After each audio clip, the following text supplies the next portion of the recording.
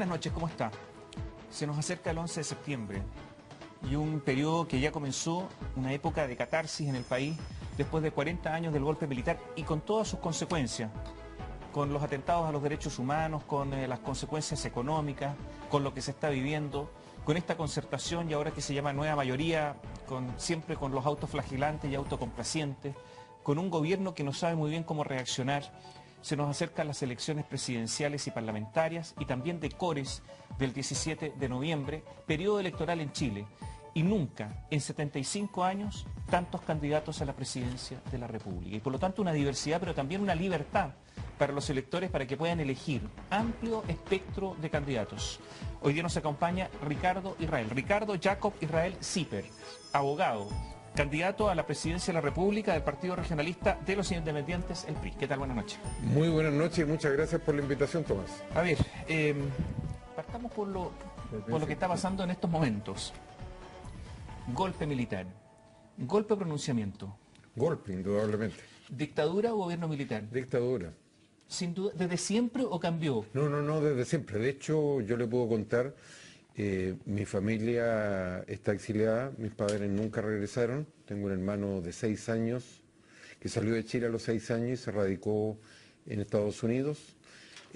Yo pasé por un consejo de guerra, así que no tengo ninguna duda de qué fue lo que ocurrió. Pero al mismo tiempo, ¿los padres se exiliaron por qué? Fundamentalmente por una amistad personal con Salvador Allende. Mi padre lo conoció como periodista cuando trabajaba en Temuco, y todos mis recuerdos de infancia son ver a Allende alojándose en la casa y producido el golpe, su negocio fue expropiado, fue rematado y se vio obligado a abandonar el país y nunca volvió, salvo de visita. ¿Militó el papá? No, jamás. Son esas cosas que se dieron en 1973, que es imposible o muy difícil que la entienda quien no vivió esa época y ojalá a la que nos volvamos a repetir.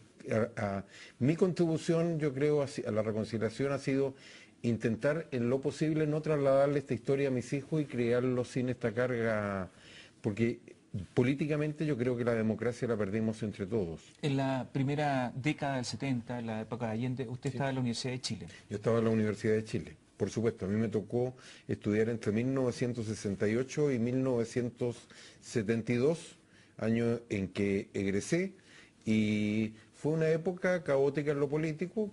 Yo le digo siempre a los muchachos de la universidad que ningún año terminó las clases antes del 31 de enero y dábamos los exámenes en marzo, pero muy rica desde otro punto de vista. ¿Votó porque hubo mucho... en la época? No alcancé a votar para la elección presidencial. ¿Y para la parlamentaria del 73? Para la parlamentaria del 73 sí voté. ¿Por quién votó? A ver, déjeme recordar. Por diputado creo que voté por un amigo que se llama, porque está exiliado en Venezuela, Miguel León Prado. ¿Partido? Y creo que era radical.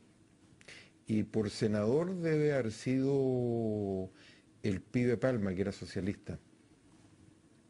Es socialista. Me parece recordarlo.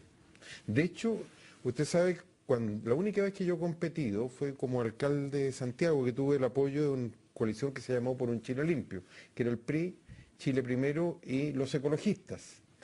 Y hice 3 cosas. Una, puse todas mis declaraciones mías y de mi señora, de impuestos, mis deudas y las sociedades a las que pertenezco a través de documentos oficiales, los de impuestos internos. Segundo, algo que se rieron mucho, pero que ahora se entiende mejor y que lo exige la legislación de varios países, que son los exámenes médicos y un certificado de salud mental. Y la tercera, la lista de todos por quien había votado desde que regresó la democracia. ¿Pero cuándo colocó eso? El año, en 1998, lo entregó a alguien que ya no existe, que era el doctor Sergio Peñailillo. ¿Y ahora también? No, ahora no he tenido tiempo de hacerme los exámenes. Lo voy a hacer, por supuesto. ¿Se va a hacer un examen médico? ¿Me va a hacer un examen médico? Sí. Es que yo me hago regularmente, y mi doctora se rió mucho cuando le contaron esto, me hago regularmente exámenes médicos porque tengo todos los problemas de la edad. Tengo colesterol alto, hipertensión, por ejemplo, ando media hora al día en bicicleta, pero lo que le iba a contar que al hacer la lista de todos los candidatos por los que había votado desde el retorno a la democracia. Por supuesto que me acordaba de parlamentario y de presidente, pero le aseguro que no me acordaba de muchos concejales por los cuales había votado y los dejé en blanco. Dice también que se hace exámenes mentales. No, me pareció, no, yo no me hago exámenes mentales, me pareció que era oportuno porque la legislación lo exige, pero, y creo que con el caso que ha ocurrido... Ya, pero ahora se va a hacer un examen mental. No, lo que uno pide es un certificado de salud mental, que también se pide para alguna actividad, y creo que es conveniente que la gente sepa que uno está en condiciones físicas... Para que le den un certificado de salud mental tiene que ser un examen mental, ¿no? No, basta, no, es mucho, Le por lo pregunto. menos la única vez que me lo he hecho, me lo hice porque con el doctor Sergio Peñailillo me entrevistó y me extendió un certificado, eso fue todo. No hay ningún examen ni nada, pero creo que con la depresión que le ocurrió a Pablo Longueira es útil y conveniente que uno le pruebe al electorado que está en condiciones físicas y mentales de desempeñar el cargo. ¿Cuándo se interesó por la política? Yo siempre estaba interesado. ¿Qué hizo durante el régimen, la dictadura del general Pinochet? Bueno, entre el año 1973 mi padre tuvo que salir y mi mamá esperó que yo cumpliera mi sentencia del Consejo de Guerra y salimos hacia Buenos Aires. Después fuimos a Israel, donde estuvimos poco tiempo, y cada uno tomó su camino. Yo me fui a estudiar a Inglaterra, donde hice primero un magíster y después un doctorado en ciencia política, e hice un par de diplomados, uno en encuesta política y otro en planificación, y como es habitual en esos países, uno trabaja para financiarse. A mí me tocó, además de trabajar en Inglaterra, que nos iban a buscar los días viernes en una micro a los estudiantes extranjeros y nos devolvían el lunes en la mañana, y uno pasaba todo el fin de semana tomando inventario en una fábrica, dormíamos en el piso.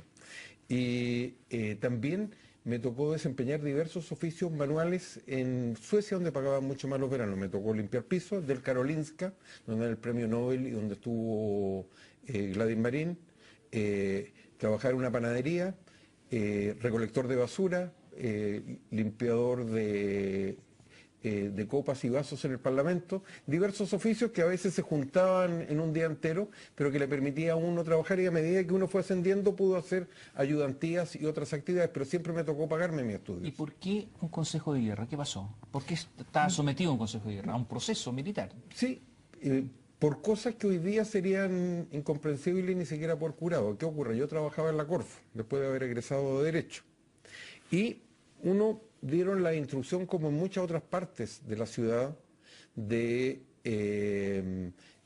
sector público, de abandonar el lugar. Yo le ofrecí a personas que no conocía que me acompañaran, y uno de ellos andaba en su maletita con su pistola calibre 22. Y ya estaba cerrándose la ciudad, estamos hablando de 11, 12 del día, y se estaba Carabineros ahí en Miraflores, donde todavía está la primera comisaría, empezó a detener autos. Y probablemente esta persona atrás se asustó y le dijo: mire, yo tengo una pistolita, se la paso. Todos bajamos y terminamos convertidos en un grupo armado de combate. Lo fundamental fue que el día 12, cuando nos llevaron, en la noche fue muy pesado, trajeron unos estudiantes mapuches, le pegaron, y simulacros de fusilamiento, y el primero le aseguro que uno se la cree. Pero después, al día siguiente nos llevaron a donde estaba el Ministerio de Defensa, frente a la Moneda. Todavía habían algunos tiroteos, y tuve la gran suerte que me recibió un compañero de curso que trabajaba en la Fiscalía y lo gratuló la detención como el día 10. Así que el procedimiento fue en tiempos de guerra, consejo de guerra, pero la penalidad hubiera sido muy distinta si no hubieran mandado al Estadio Nacional. Yo incluso salí en libertad bajo fianza y me presenté a mi consejo de guerra. Me condenaron a 541 días en apelación a 46 días, que lo había cumplido hace rato. Me costó mucho recuperar el auto, pero como le digo, hoy día... ¿Quién es el compañero que lo salvó? El nombre es Iñaki. Yo en general tengo un pensamiento positivo, me acuerdo mucho de las personas que me ayudaron. Por ejemplo, la secretaria del juzgado militar era la hija de uno de los generales que permaneció leal a Allende, Rita Yañez, y ella también colaboró y ayudó mucho. Alguien le avisó a mi familia cuando me trasladaban, porque pude verlo en la calle, un colega que hoy día es abogado laboralista, y él le avisó a mi familia que no sabía dónde estaba uno. En general son cosas que pasaron, y no fue algo personal como fue lo que le ocurrió a mi padre. ¿Usted cree que la derecha tiene que pedir perdón? Yo pienso que sería un buen gesto. Fíjese... ¿Usted cree que los empresarios que normalmente apoyaron a Pinochet tienen que pedir perdón? No sé si todo, porque ha pasado muchos años. Bueno, se enriquecieron con Pinochet, Sí, que aportaron... de eso no hay alguna. Lo que sí le dolió mucho a mi padre... Algunos empresarios, no todos, pero era lo que se llamaba no empresarios, sino comerciante en esa época, usted recordará en Los Ángeles, es que a pesar que su negocio le fue expropiado y nunca recuperó el dinero, no hubo nunca esta famosa libertad de o derecho de propiedad en su caso. Lo que sí... pero fíjense, en mi propuesta, en nuestra propuesta presidencial, nosotros tenemos como fundamento ideológico uno solo, que es el humanismo en su expresión mejor, que es la Declaración Universal de Derechos Humanos. Y lo que me molesta de la política chilena, que algunos, como ustedes dicen, no ven los muertos en el país propio, y otros siguen considerando a Cuba y a ¿cómo se llama? Corea del Norte como democracia, lo cual también es absurdo. Hagamos un alto y después vamos a hablar de la política de ahora, porque si no nos llevaríamos todo el programa hablando del 11 de septiembre, que es un gran tema, pero vamos a hablar de la candidatura presidencial. Volvemos en un instante. Ricardo Israel es candidato presidencial del Partido Regionalista de los Independientes del PRI, nos acompaña esta noche. A ver, no cabe la menor duda que hay dos candidaturas que hoy día tienen un apoyo mayoritario. Mediático al menos. Pero también las encuestas lo dicen, usted lo sabe, aunque también señalan, por lo menos lo que se ha filtrado, es que la distancia entre Michelle Bachelet y Evelyn Matei es enorme, son 20 puntos por lo menos, otros dicen 22, 23 puntos. Por lo tanto, hay otras candidaturas que son más pequeñas, con menos recursos, con menos visibilidad y con menos apoyo también. Una de esas es la suya. Así es. ¿Y qué pretende usted? Si lo más probable es que no gane. Mire, lo que nosotros pretendemos es lo siguiente. En primer lugar, el PRI ha sido exitoso como proyecto político. Nunca ha bajado el 8%, tiene más votos, por lo tanto, que el Partido Comunista, el Partido Radical, duplica el MEO. Tenemos muchos concejales y alcaldes a través del país, y fue el partido que presentó más candidatos a consejeros regionales, 220, el que nos sigue Renovación Nacional con una diferencia de 50 más o menos. Y el día que me proclamaron, no había ninguna duda que yo llegaba, porque no era un problema de firma y estamos legalmente constituidos en las 15 regiones. Lo que justifica nuestra candidatura es que son propuestas totalmente distintas. Partimos de una base electoral, siempre hemos derrotado al binominal, pero lo que no sustenta en este caso es una propuesta, y creo no ser arrogante al decir que quizás por primera vez dentro de esta diversidad de candidatos hay alguien que tiene como única o principal propuesta regionalizar a Chile. Y esto no es un cambio menor, porque Chile ha sido un país centralista aún antes de ser Chile. Esto viene de la corona española. Esa es nuestra principal propuesta. Está bien, pero está claro que lo más probable es que pase la segunda vuelta hoy. Si uno está mirando esto, Michelle Bachelet y Evelyn Matei, por el tamaño de los partidos que lo apoyan, por la cantidad de parlamentarios, pero es lo más probable. Mire lo que ha pasado a la derecha. ¿A quién de los dos los prefiere usted? ¿A ninguna de las dos? Si tuviera que votar. Espero no tener que volverme a esa alternativa, pero no prefiero ninguna de las dos porque tenemos una propuesta totalmente distinta. Está bien, pero hay una más, ya, no le gusta ninguna de las dos. ¿Hay una menos mala para usted que otra? Pero ¿quién le asegura a usted que van a pasar las dos? Mire. No, es un escenario posible. Le cuento algo, desde el punto de vista nuestro, este es un partido bastante atípico. Fíjese, la mayoría de sus dirigentes viven fuera de Santiago. Presidente en Villa Alemana, el vicepresidente en la sexta región, y viajan a las reuniones. En segundo lugar, no se designó a nadie desde Santiago. Y en tercer lugar, lo único que se les pidió es que fueran nacidos y criados en la región por donde compiten. De hecho, cuando estuvimos en el sur, nos enteramos que en aquellos lugares donde no llevamos candidatos a senadores, la gente se les dio la posibilidad de apoyar a alguien y no apoyar. Miren lo que nos contamos en la gira que vengo llegando al sur. Lo único que se les pidió es que fuera un compromiso regionalista. En Valdivia decidieron apoyar al señor Schulz, que es RN. ¿Por qué? Porque a él le instalaron una candidata con muchos recursos desde Santiago, a doña Ana von Baer. Y en Puerto Montt y Osorno, por unanimidad, habían decidido apoyar a don Rabindranath Quinteros, que es socialista. ¿Por qué? porque él es un ejemplo de lucha regional en contra del PIE centralista. Yo mañana viajo a Temuco. Apenas fuimos proclamados, nosotros empezamos a recorrer el país. Partimos en Aysén y yo le decía que agradezco, y lo digo públicamente, el apoyo o la cobertura de Radio Viva. Ha sido el único medio que ha estado en todos los lugares donde hemos estado, lo cual me parece muy bien.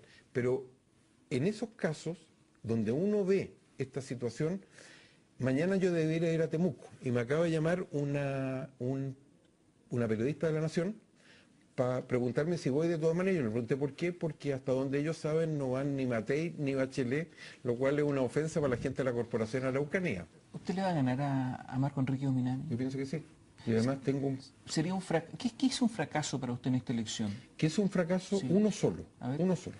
En primer lugar, yo me siento increíblemente honrado. Yo hasta hace 2 meses estaba en el Tribunal Constitucional. Y no ocurre todos los días. Suplente nombrado propuesto por el presidente Sebastián Piñera. El sistema es el mismo que para los supremos. Hay una lista, y prefiero pensar que en la lista obtuve los votos suficientes, y más importante que la propuesta presidencial es obtener los 2/3. Del Senado. Del Senado. Y no tuve votos en contra, lo cual me halaga mucho, no perteneciendo a ninguno de los 2 bloques. Segundo, en este contexto, que a uno le vayan a ofrecer una candidatura presidencial para plantear al país ideas en las cuales firmemente creo y a las cuales me he dedicado desde la universidad. A mí me tocó crear el Instituto Chileno de Estudios Municipales y dirigir la revista iberoamericana de gobiernos locales, y mi único fracaso sería que no quedara instalado el tema de la regionalización de Chile. ¿Pero no es un fracaso que le gane Marco Enrique Ominami? No creo. Él lleva, ¿No es un fracaso que le gane Parisi? Mire, ¿No es un fracaso no creo que ninguno de ellos me gane. Pero si le ganan, ¿es un fracaso? Y saben, mire, yo tengo una buena experiencia. Yo competí como independiente, como alcalde de Santiago, sacamos el 10% de los votos con una campaña de 30 días. El 9,66. Les felicito. Alrededor del 10%. Fíjese, con una campaña de 30 días. Y esa vez recibí muy malas ondas y ahora he recibido solo parabienes. Y en ese caso también se decía que íbamos a sacar el 0,000% y al final resultamos más o menos decisivos. Pero para mí la única derrota sería que no lográramos dejar posicionado nuestras propuestas, que son totalmente distintas a las de otros candidatos. Vamos a ir un alto, le voy a dejar varias preguntas planteadas. ¿Reforma tributaria, sí o no? ¿Nueva constitución, sí o no? ¿Cómo? Volvemos en un instante. Tiempo con Ricardo Israel, preguntas y respuestas rápidas. A ver, ¿nueva constitución?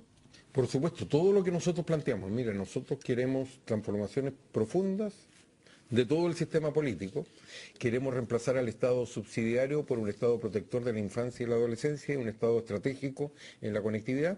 Y queremos que este pacto que sobrevive en el sí y en el no a través de las 2 grandes candidaturas que usted menciona, se transforme en un acuerdo nuevo por los temas de hoy de salud, educación, jubilaciones, y todo eso necesita una nueva constitución. ¿Estado unitario o federal? Unitario de todas maneras. En Chile no hay ninguna tradición de Estado federal, saldría algo muy trucho y el Estado sigue siendo unitario. Lo que pasa es que se comparte en tamaño, en igualdad y en recursos con las regiones. ¿Un gobierno que sea presidencialista, semipresidencialista o parlamentario? Creo que debe ser presidencialista, pero con equivalente en la región a través de asambleas regionales electas y que tengan poder de decisión y presupuesto para enfrentar temas como salud y educación. Y ante el fracaso de la municipalización, en vez de recentralizar Chile, preferimos regionalizar estos temas, incluyendo que el medio ambiente. ¿Que las empresas paguen los impuestos en las regiones? ¿Cómo lo hacen? Muy fácil.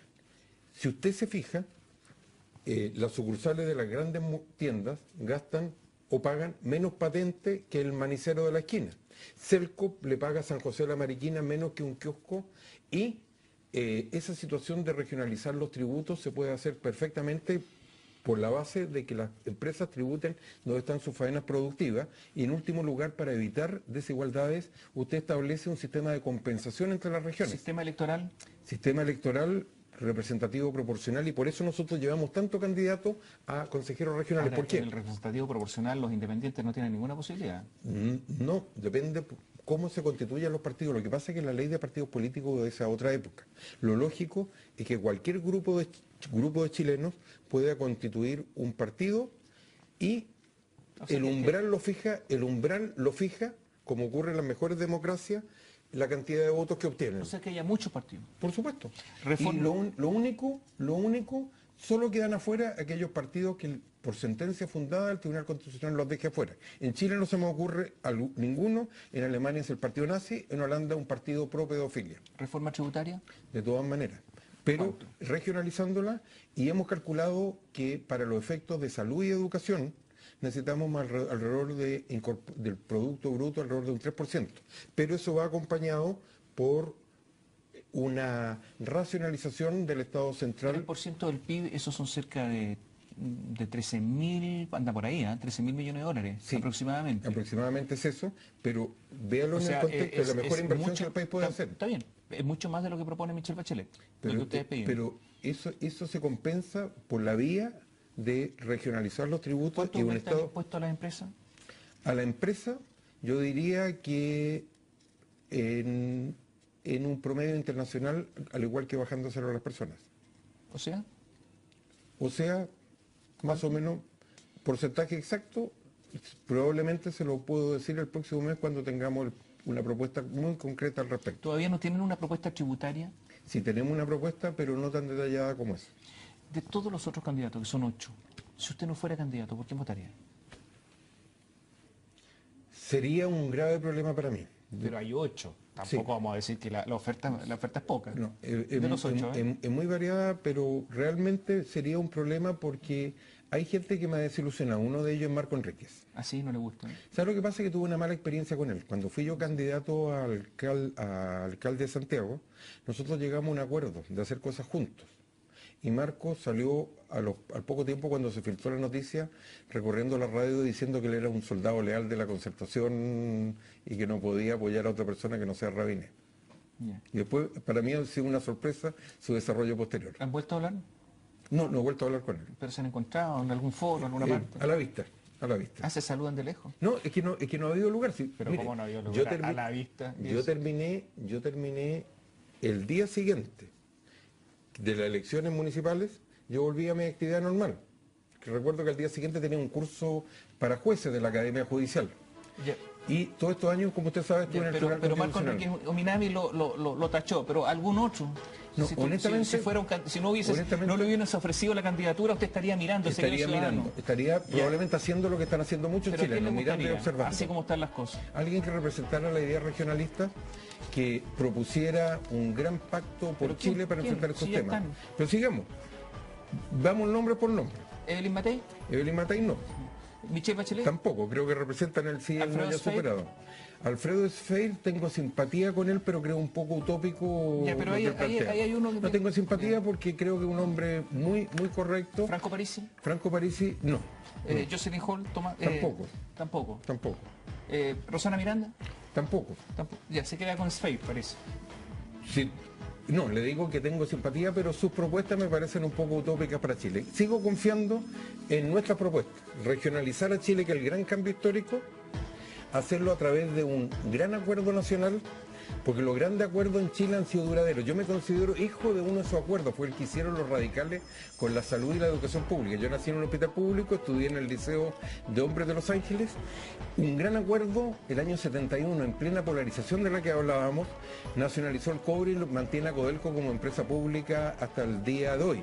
Por eso creemos en un camino y nos definimos sin complejo como partido de centro y pro clase media.